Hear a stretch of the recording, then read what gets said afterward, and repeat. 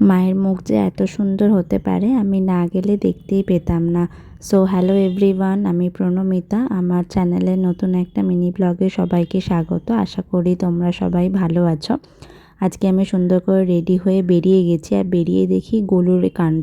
যখনই কোথাও বেরাবো তখনই গোলু আর আর্চির চেল্লামেল্লি আরম্ভ হয়ে যাবে।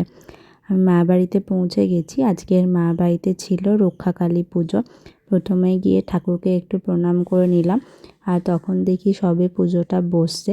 আর গিয়েই তো আমাকে কফি দিয়ে দিল। শীতকাল, বুঝতেই পারছো, শীতকালে কফিটা তো একটু দিলে ভালোই লাগে। কফি খেতে খেতে পুজো দেখছি। এই পুজোটা তোমার সারা রাত ধরেই চলবে। তারপর একটু পরে হোমও আরম্ভ হয়ে গেল। তো হোম দেখছি বসে বসে, মানে অনেক দিন পর আমি এত সুন্দর করে ঠাকুরের আরতি দেখলাম।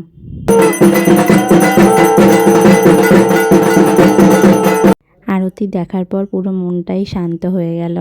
ভোগ খেতে বসে গেছি। আজকের ভোগে ছিল পোলাও, কোফতা, পায়েস। তো চলো, আজকের আমি ভিডিওটা এখানেই এন্ড করছি। ভিডিওটা কেমন লাগলো অবশ্যই তোমরা কমেন্টে জানিও। আজকের মতো টাটা।